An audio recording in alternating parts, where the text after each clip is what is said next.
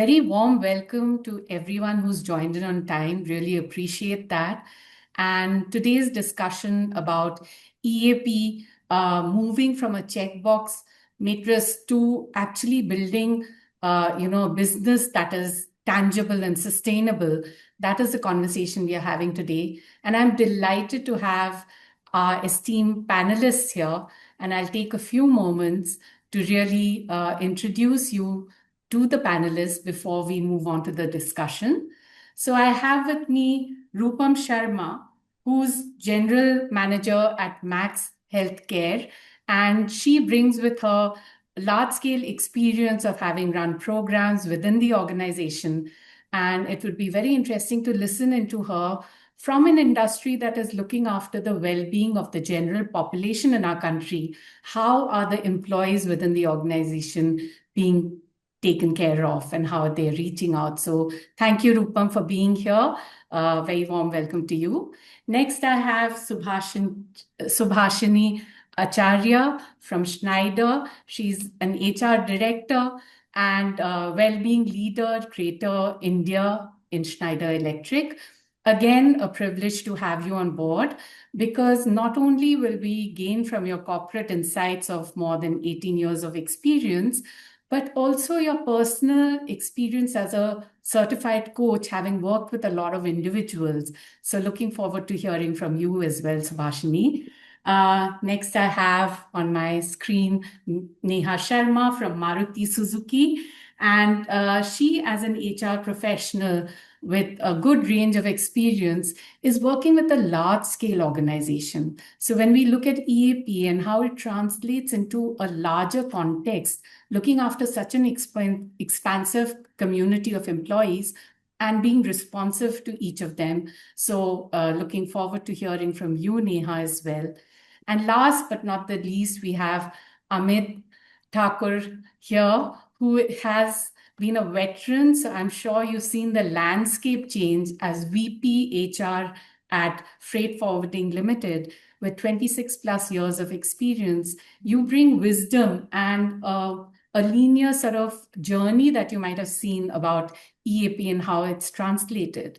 So today's conversation is not just looking at coverage. I think the time of looking beyond the coverage as to how it makes an impact.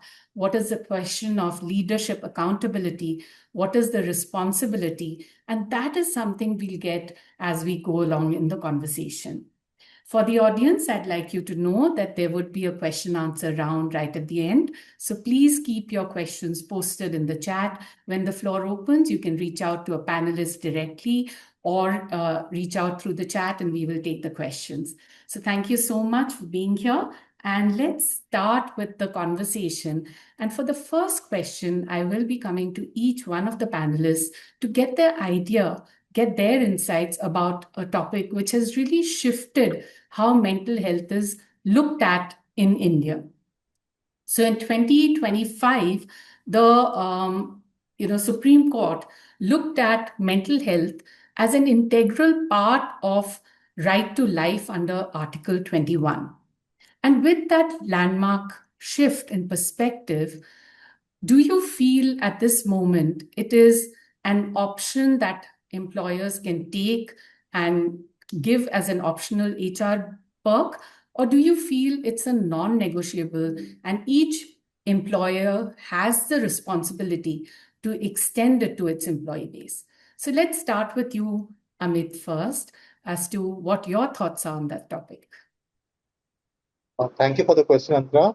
So, as per me, firstly, though, I would like to elaborate what is Article 21. The Article 21 of Indian Constitution guarantees fundamental rights, which also emphasize on right to digital access, right to mental health, right to housing, and so on. Since the topic of today's panel is mental health, so I'll focus more on the mental health. See, psychological, as per me, psychological well-being and mental health are very much important for the employees. And as an organization, it's very imperative to give them to the employers. That's my take. Thank you. Thank you. I'd like to take the same question to Subhashini now. So, Antara, there are two perspectives here. One, of course, what the law says, and second, but a far more influential aspect, is the social acceptability of mental health. You know, Hmm. how we as a society normalize mental health. um, and when I say that normalize, it means how acceptable is it for us to talk about mental health, and how okay are people accessing mental health. When we talk about the workplace, a large majority of us spend, say, an average 8 to 12 hours in workplace. So whether or not there is a law, there is, thankfully we are in India, and there is a law around this.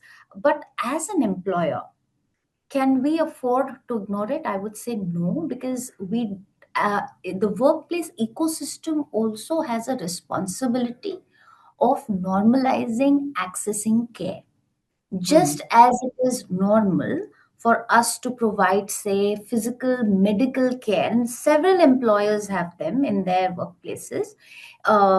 It's normal, right, that there is an on-site doctor around should we be feeling physically unwell.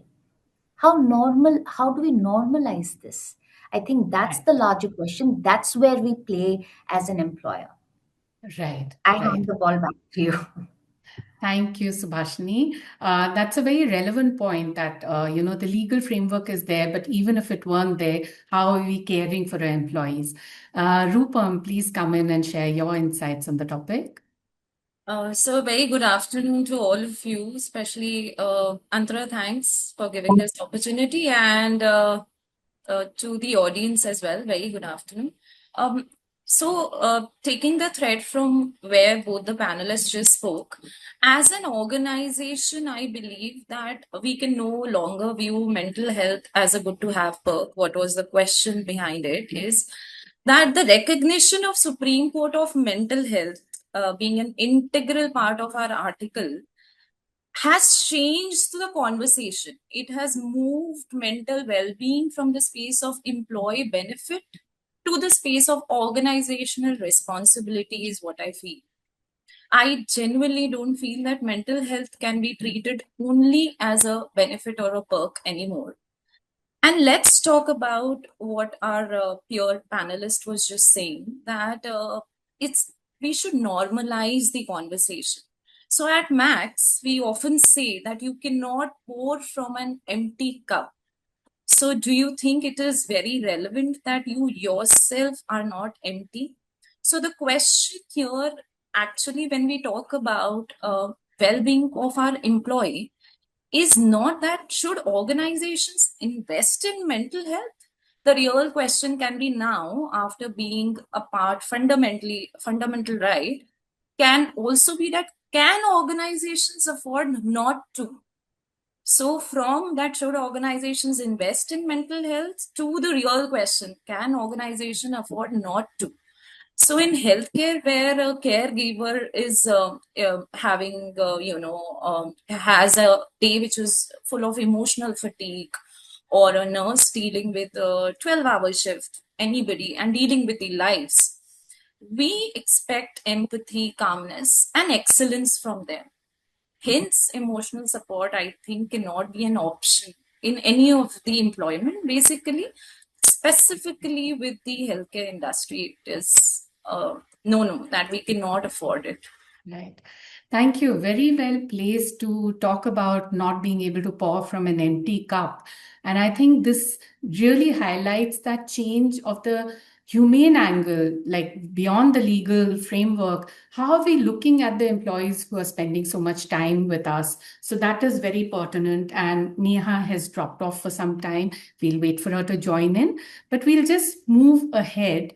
And Rupam, the next question again comes to you, that should employers be required, especially large employers, be required to have certain standards of what that mental health support looks like, something minimum that they might be looking at? And what on ground do you think there is, like, what would it look on ground as such, the minimum standards?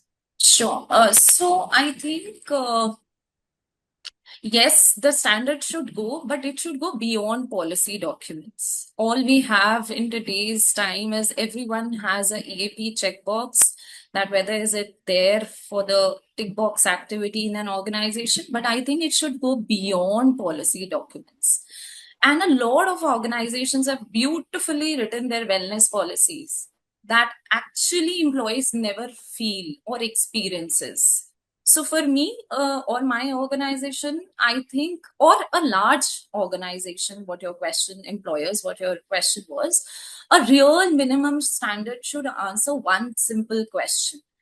And Antara, for us, that would be, if an employee is struggling emotionally today, do they know where to go? And will they feel safe about reaching to that person or, an EAP partner?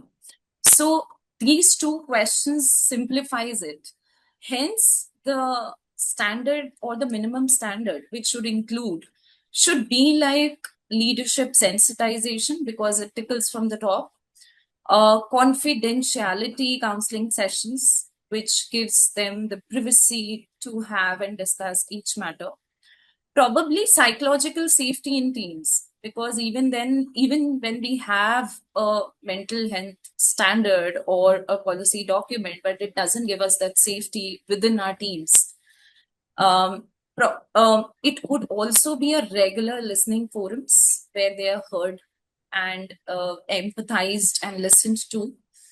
And probably our managers' capability to identify those burnout signs. Many a times they are within our teams, and everybody is, facing different challenges, whether it's professional or their personal. And so I think the biggest shift everywhere is the cultural shift. So we can move the conversations from our employee using the EAP to our employees feeling safe enough to seek help. That is the real benchmark. So thank you so much. It is sort of an intangible ecosystem that needs to be created. It's not just it has to be a systemic thing where it's not just about that particular employee, but it's about how the ecosystem creates those spaces where the employee feels safe to go. Especially in large organization, it has to be systemic. The culture has to change. And very rightly, as you said, starts from the leadership and the managers who are in a position of great ability to transform this culture. And yes, I mean, EAP is now shifting from just the coverage angle to offering the support. Yes, we have the checkbox of covering so many employees, but what has been the impact of it is what organizations are regularly looking at. And it's nice to have the HR perspective where you people are actually involved in that process. Neha, good to have you back.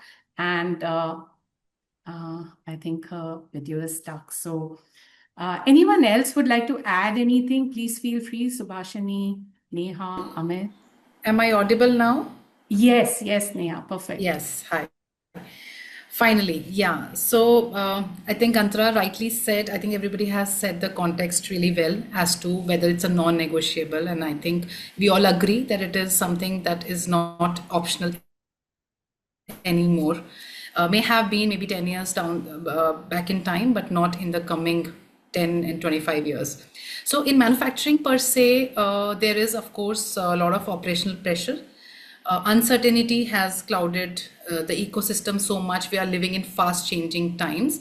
So while it has to be supported by, I will say, policies, like the law also has been made, and it is a good measure for organizations to actually step up and contribute in their own ways. It is important that we take it ahead and not make it like a checkbox. But yes, the workplace dynamics, which is changing, is a reality, and it is not optional anymore. So I think somewhere I would submit that. Yeah. Thank you, Neha. Thank you so much for that addition to the first aspect that we discussed. Actually, the next question is for you, and good, you're back in time. I would like you to sort of take a look at the fact that, post COVID and the Telemanas helpline, and we talked about the stigma and wanting to normalize conversations. I think COVID brought it to our face and realities that we all witnessed either with ourselves or with loved ones around. And it sort of broke the stigma a bit. And since 2022, there was this, it received 34 lakh calls, right? And while it shows that the stigma and the option of reaching out has become more familiar to, everyone, yet it also indicates that there's large-scale distress, right? So what is your organization, especially with that huge bandwidth? How do you ensure that, your mental health risks are minimized or well taken care of? Yeah, this is quite a difficult road, Antara. Am I audible? Yes. Yes. So it is a difficult road to take, that while you have introduced an ecosystem for people to actually access and seek support, at the same time, when the numbers come in, it is very difficult to be feeling happy about it. So let's understand where distress comes from. So workplace modification, the shift timings, the work-life balance, all has added, along with our social and detox and digital exposure has added to that weight. So distress is nothing but too much work, too little time, and we have to go through all those pressures. But I think somewhere 3 steps that we as an organization have taken for large scale expansion is, number 1 is the policy support. And I think somewhere where there are talks about work-life balance, it has to be backed by policies of maybe what we have introduced is core working hours, work from home, etc. Then supporting the family, the caregiving, and how to provide support to an employee who is in the different life stages of an individual. So I think supporting via policies is one part to it. Second, very important is, I think, leadership advocacy. When the leaders stand for mental health, etc., it also destigmatizes somewhere to the audience that they are catering to. And third, of course, which we have taken a stand, and it is a non-negotiable right now, is awareness. And no matter how much we say that, oh, a lot has been talked about, these conversations are really meaningful, but whether they are really impacting the ground, I say they do. And in that sense, I think this is 3 ways that how we have encountered. If we have lot many policies to support, but implementation on the ground through awareness and leadership advocacy, I think ensures that it is done from not only to the manufacturing unit, but to the last warehouse where the last individual is standing. Yes, the leadership advocacy does talk and does break a lot of barriers very, very effectively. I like the point about the family being incorporated. And ever since One-to-One brought EAP into India, 25 years ago, that has been one integral aspect, that people are actually reaching out for the personal issues using EAP. So once you integrate the family, that becomes a huge aspect that takes care of the well-being of the employee per se as well. So it's not just about the work, but it's the whole aspect of living a life that is meaningful. Thank you so much for that. For the next question, we are seeing, the workforce having a diverse age range. And Gen Z has been the most vocal in terms of what mental health should look like, what they mean, and what they sync with. And yet, when you look at their well-being scores, in India, Gen Z holds the lowest scores, and as people age, they have better well-being scores.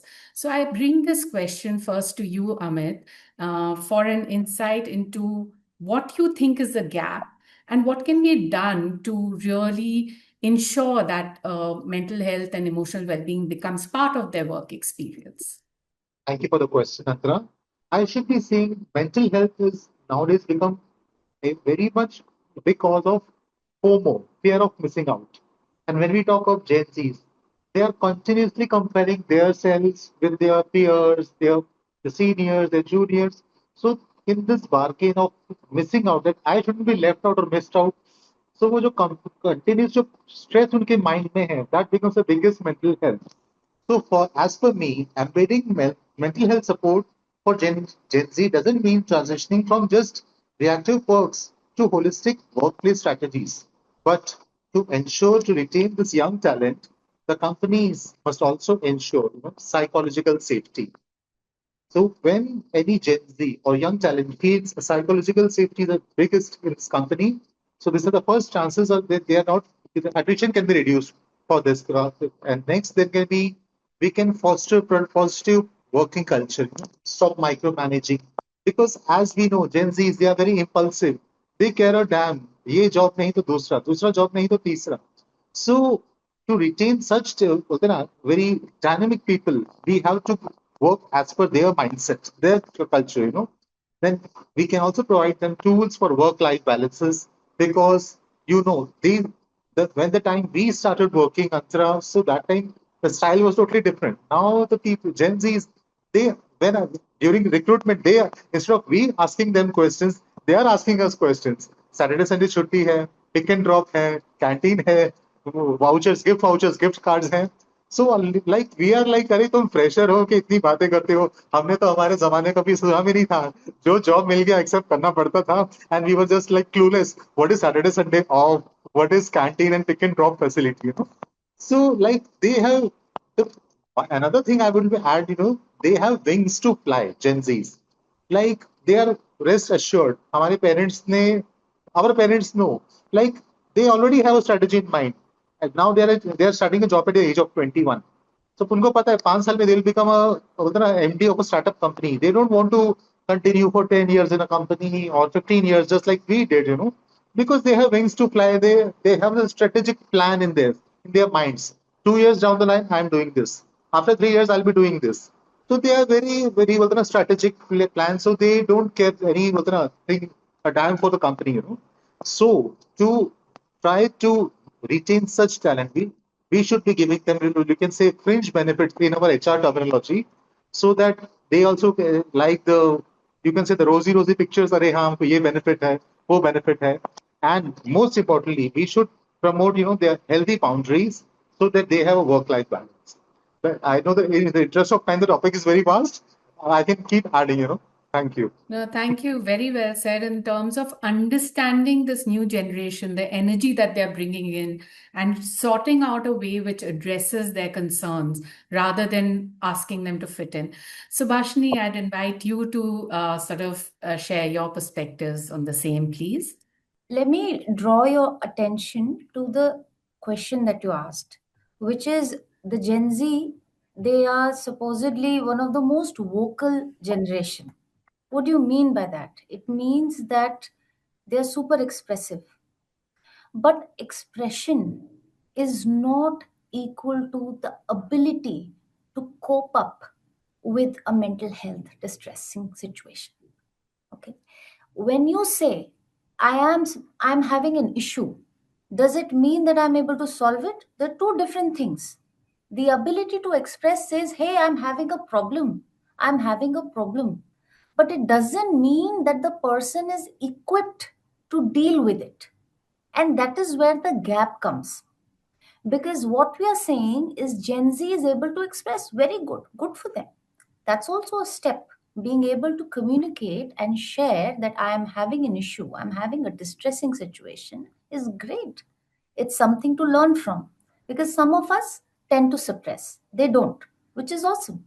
But it doesn't mean that as people who are taking care of them, for example, from the previous generation, we have done a good job in equipping them to cope with this. And I think that is where we need to focus, that apart from teaching people, not just the Gen Zs, across generations, not just teach people to talk about it, acknowledge and be able to say what you're feeling, but also teach people how to cope with distressing situations. I think we could do a better job there. Right. Very, very pertinent point, Subhashini. Thank you for that. That just assuming that they are, and in fact, apart from them being vocal, they appear very confident. They know their mind, and we sort of assume they know how to deal with it. So very, very pertinent point. And I think that would be one gap that needs to be filled in by understanding that there's still people who need support, and providing the right kind of confidential spaces would go a long way. So thank you so much for that. For the next question, while mental health has become more visible, we've talked about normalizing. We've seen in our journey with one-to-one how much it's grown in scope. It's also grown in terms of what HR professionals or companies want us to be doing, and one-to-one is adaptable, very quick to adapt and bring out those resources. Yet most of the companies around, or the ecosystem with EAP, would have a good coverage. But how do we move to outcome-based as to, okay, we have the support, we have the EAP provider, but what impact is it having? What is that shift going to look like? And if, Neha, you can come in and share some best practices from your space and your experience about what this installed EAP and shifting it to an outcome-based, where absenteeism, presenteeism, attrition rates go down, the general ecosystem that we've talked about of psychological safety gets established. Thank you, Antara, that you brought that up. While in manufacturing, because it's a large organization, it's a large scale, I do not really undermine the importance of coverage, so to say. Because once the system is accessed, only then I can go on measuring the impact. But how we are doing it? Yes, within our organization. So we run what we call as a biannual engagement survey, which captures the well-being score. So we map that score year on year, and there has been a consistent increase in their well-being score, which is very promising. It could be because of two reasons. One, the access rated, so people are coming back to it. So that is one, how we measure the matrices. Then there is what we call as high tech and high touch. While we remain in touch with our employees because they are far and wide through technology and of course processes, but at the same time reaching out to an individual, if the moodometer shows something else, reaching out personally through HRBPs, I think that has really struck a chord with all our employees, because while technology is good to have, it's human energy which is basically running the organization.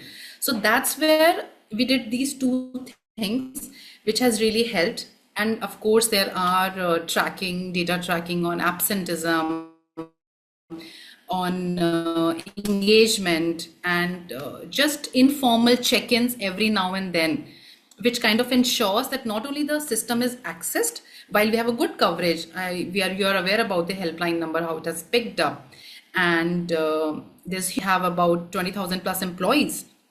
We are doing that, but as much as access is important, we are mapping those metrics. But in the end, I would still say that coverage is very, very important when it comes to mental health. Right. I think that gives a very fresh perspective to not let coverage just become a byline. That is the foundation. And from that, I love the combination of high tech and high touch. And that gives the individual attention while the rest can be monitored and sort of seen as to where the general things are floating. And I'd invite again Rupam to also share perspectives on the same question, please. Thank you so much, Antara. Again, as a large organization with 30,000, almost 30,000 employees here, what we did differently was I could resonate with Neha here, that initially when we launched it back then in October 2024, and we made a point, we launched it on the Mental Health Day, which is 10th of October. And it was a thought through strategic decision that we did along with all the leaders knowing what is going to come. So initial 3 months, we were only focused about the communication and the awareness part, because sitting in the corporate or the central part, down in the line in the units where the frontliners are working, it is very difficult, because it is as good as having an EAP sitting quietly on a portal and having like having a hospital building with no patients walking in. So presence alone was not important, but presence with a awareness and an impact is what we were looking forward to. Many organizations, I would say, would again say that we have an EAP. However, at Max, we thought of having an EAP, but also is it changing our employee experience? So we moved away from our vanity metrics, like only countering webinar attendance or number of posters released, or from the awareness part after 3 months, we moved on to really having a broader outcome indicators where you could see that are my employees picking up more? Are they more active in the team meetings? Is the person who was introvert, reaching out to their managers, immediate managers, functional managers? Of course, then is the trust improving or the retention matrix improving? Or are the managers who used to think about emotional well-being or a psychological support as a taboo? I still remember that whenever in the outside world also we have a discussion about it, people laugh. Sometimes saying that, do you have any mental issues that you are seeking mental help? So, or in an organization, why do you need that? Moving from those conversations to where the managers are more empathetic and open towards, or they work as a as an emotional partner where they are referring you to EAP partner, is the ball game which is there has changed from awareness to impacting to having an impact on the outcomes is what we did. Some of the indicators indirectly told us a very powerful story about how we moved in our well-being indicators is our great GPTW index, because we moved from 76 to 87%. Our attrition reduced significantly, and the most proud part was where 92% of our employees used to say that they feel proud to work at Max. And this all came with something having a matrix towards working towards it. And then again, 89% of the people said that work has meaning just beyond just a job for them. So yes, our well-being was connected to culture because we had one Max culture. We named our entire well-being as Max Cares. So every word which we thought of, or which we had a conversation with our great leaders, our CPO, was thought through, and then the step was taken. So I think when a EAP stops becoming a vendor program and start becoming a part of the organizational culture, and every person speaks the same language, is where it goes beyond as a checkbox activity, and you can measure it in the outcomes as well.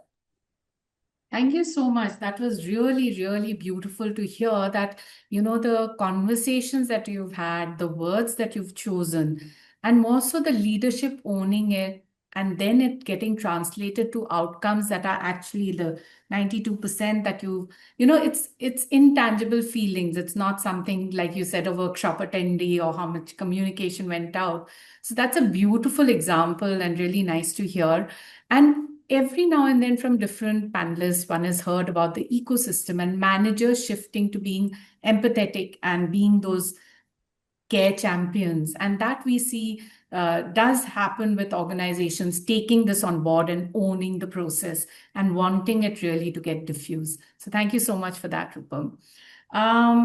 So Ameet, I would like to bring the next question to you, and you're back in time. I saw you went offline for some time. Most of the time, budget is like this big, intangible dagger hanging, and most mental health programs actually don't fail because of budgets per se. We've heard where people have taken a small pilot project just to show what it can do, and then the budgets will flow in. So sometimes there's that lack of there's a gap between the design, communication, and largely the leadership. In your view, what is the biggest breakdown, and what would be some things that you think would fix that? Thank you for the question. So like you rightly said, budget, then programming, mental health programs fail. As per me, they fail because there is disconnect from the top to bottom design and poor communication. These are the two very important factors because of which the mental health program failed. And now, another question. People think stress and mental health burnout sub same hai. No, as per me, stress is different, burnout is different, mental health is different. So first you identify what you're going through, either a burnout or a mental health issue or a stress. Because you cannot call a stressed person अरे burnt out है, burnout person उसको mental health issue है. So first identify what the employee is going through, whether he's really stressed, whether he's really burnt out, or whether he is going through some mental health issues. Now, coming back to the question why these programs fail because of the budget, like I said, there is totally disconnect from the top to bottom and the poor communication. How this can be fixed, we can be task. There should be task sharing. When tasks are shared, every individual in the team knows what's going on. Then they should also practice multitasking, like through the programs only. When any employee practices multitasking, he or she is aware. If one or two employee goes, what task I have to perform. That's how multitasker. Normally, we have the idea that women are not bringing the gender biased topic here. That women are multitasker, men are good negotiators. No, it's not like that way. Even men should be given the multitasking jobs, so that in absence of any employee, the other is able to make up. And lastly, I think there should be reverse mentoring. When we talk of Gen Zs, इसमें क्या बुरा है अगर Gen Z से अगर हमने कुछ सीख लिया तो tomorrow if I join a new company and my boss is a Gen Z, I have to adapt as per his style of working. He won't change, isn't it? So that's how reverse mentoring also helps a lot. That's so much. Thank you. Thank you so much, Ameet, for that. And I think what you beautifully highlighted was that how we have to look at mental health, stress, burnout very differently. You can't flip from one to the other. And I think, as Neha was saying, that coverage with the awareness, Rupam also talked about spending 3 months in just communication and really taking it slow and giving it time to really find its roots. I think that makes for a lot. And if there's top leadership supporting that, that really blossoms out into a beautiful space that actually enhances productivity. There's no doubt about it that it will lead to flourishing minds coming to work. Multitasking ensures that I don't have to watch my back. If I'm having a hard day, someone will take over and I'll not be judged for it. So beautifully put. For the last question, very quickly, because I do want the audience also to engage with you. Just very quickly, each one of you, so I'll come to Subhashini first. What are the 3 matrices that you follow in your organization to really see that, okay, my employees are faring well? Subhashini.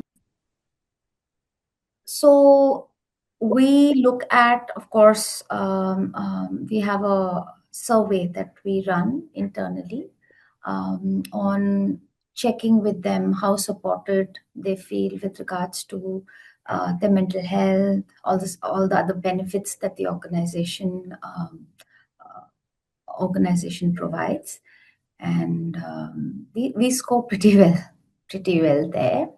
There are other indices also, but that's not very directly indicative of the presence of mental health issues in the organization.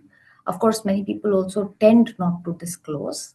The other metric that we look at is how well are some of the platforms and benefits that we are providing our employees, how well is the uptake there? So, for example, what's the uptake of the EAP that we are providing?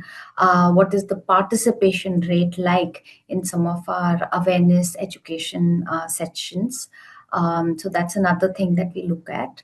There is another indicator that we look at, which is part of another survey we do, where we ask a very direct question to people. Are you experiencing some level of stress or distress, or how engaged are you with regards to the environment? And that's a more real index, I would say, of how well our people are doing in terms of their mental health. So yeah, those are some of the things that we look at. Yeah. I love the bit about the direct questioning, which also shows that the organization is willing to listen in, and you're combining all of these to look at. The same question to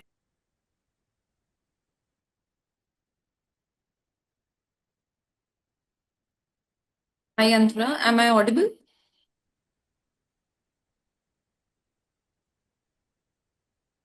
Yes, you're audible, Rupam. Okay. Thank you so much. Yeah, so the top three metrics that our organization genuinely tells us whether our people are doing well or not is a combination of emotional, cultural, and the behavioral indicator that we take into action. So the strongest indicator for us would be, Antara, do employees feel safe, heard, and respected? So our pulse feedback usually help us understand this very deeply. So when employees openly participate in our connect forums or use our platforms, like we have our platform known as Disha to share concerns, or in itself our town halls, in itself is a well-being signal. So we often say that the silence in the organization is more dangerous than the complaints. So we listen to them. Number two is their retention and their energy levels. So we closely track the attrition, especially the infant attrition and the frontliner retention. Because I'll tell you, in an industry which is a healthcare industry and where there are burnouts, the caregivers they actually need care, because you're dealing with the life of people. So we also see there's a lot of infant attrition which was happening earlier, and this helps us track whether the burnout is showing very quickly, or there is a disengagement, or there is an emotional fatigue in our people. So and also how we could take care of this is the average tenure shifted from X years to a great jump of years, which tells us that the employees they find stability and connection here is what they actually tell us in the qualitative feedback as well. So people stay where they feel cared for. And third is the meaning and pride. So again, one of our data points which speaks about that. So they also verbatums, if I speak, they speak about that this organization stood with me when I was not okay. So this is the real outcome of the well-being. These three indicators which I mentioned. So it is a combination of emotional, cultural, and behavioral indicators for us. Loving that, because it expands to the holistic experience of the individual rather than just one stress concern or a mental health perspective, and the kind of forums that you have where you're capturing all of this. Neha, very quickly to you, and then to Ameet, and then we'll open the floor to the audience. Sure. Yes. So I think most of the metrics are almost the same across organizations, is what I understand. So one is a well-being score through engagement, which happens and clearly so stated that it has shown a increase or a decrease, just makes for whether the employees are doing really well or not. Second, we closely map the attrition rate and the retention rate, and since we have those retention rate one of the best in the industry, so even if there is a little pointer which moves, it kind of sets the floor on fire for a few months. So we closely map those numbers as well. Third, and I think which has helped us shape the progressive policies within the organization, and more so for a setup so orthodox like manufacturing, are the no filter sessions. So we come up, and those concerns are run through HRBPs to have a turnaround time for resolution. So that shapes our policies in a big manner, and those are informal channels. So we map all these scores together to arrive at how my employees are faring. I really love the highlight of every person matters. One rate changing a little bit takes you to the floor and to really address it. So that was beautiful, Neha. Great insight. Amit, coming quickly to you for the last, and then we'll open the floor. Thank you, Antara. So the top 3 practices which I incorporated in my company are firstly, change the closed door policy to open door policy. Being a VP HR of the company doesn't make me distant from my juniors or middle level or the senior. I'm equal for everybody. So I have changed the closed door policy to open door policy. I have a dedicated 30 minutes to 1 hour session. They can have an open discussion with me. What are the issues with their peers, their bosses, their colleagues, the juniors? So that's how these are I can easily identify the pain points of an employee. Secondly, right, as said by my co-panelists, tracking of attrition and absenteeism is also very important. Thank you. Thank you so much. I think what came through in the last point is being there and listening, whichever way it happens, actually capturing the data while you are having that and doing a combination. Thank you so much. Now I invite the audience to please, talk to the panelists, or no, possibly you can't talk, but you can post your questions here, and people can take it up and, yes.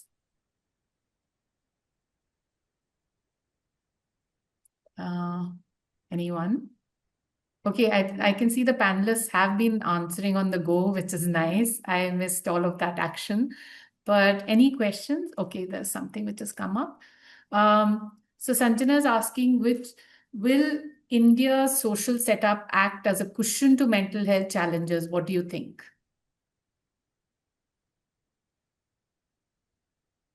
Anyone can take it up. I'm not sure what our audience meant by saying cushion to mental health challenge. I'm not very sure about that word cushion. However, I do believe society or our social norms do have an immense impact on the perception around mental health, the way we look at okayness around topics of mental health. Because we for a long period of time, and it's not just in India, world over, the message is to toughen up, be anti-fragile, and it becomes even more difficult in corporate setups because the expectation is to fortify the organization because the world itself is becoming so unpredictable. Yeah. Right.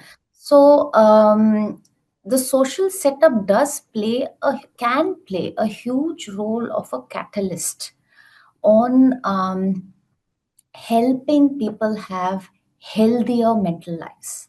And I think that's important. Why? Because if you look at any organization's productivity, or even if you look at a country, a nation's productivity, how well we can do as a society, you need that sense of positivity. You need that sense of inner physis to drive any kind of a positive outcome.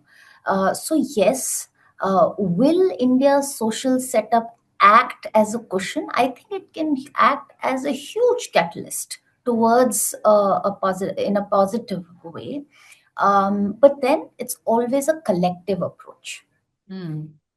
It's not just one organization being progressive, or one Supreme Court ruling, or one state deciding to act something about it. It's always a collective thing. Yeah. So I think, it is something where all of us, in all our identities and spheres, it's not just limited to the corporate sector. When I come back home, how my relations support me during a point of crisis, how they understand me, how they empathize with me, all that adds in. And there's another one, should EAP programs be personalized or customized to each employee's context, or does one size fit all approach work well? How important would that be in increasing employee well-being? Should it move from a one side, this is our offering, take it or leave it, or should we customize it to people as they go along and new needs arise? Anyone can take it. Can I take that one? Yeah, please, Neha. Please. Yeah. So somewhere I think it is really, really important that it has to be a customized solution to go ahead with, because like Amit also mentioned that there is a difference between stress, depression, burnout, etc. So with that background, I think a customized solution and technology can really help a big way in that, in defining what the individual is going through, giving it a name, having a problem statement, and then providing solutions rather than trying to make it one size fit all. So somewhere I think with the EAP programs where there is assessments, where there is diagnosis, should it be done in a manner that it goes towards providing a customized solution? Right. Thank you, Neha, for that. I think that makes sense that, what is being offered has to match what I'm going through, and technology can be a great leverage for that. There's another question that if you had to tell an HR leader one thing to do differently with their EAP tomorrow, what would that be?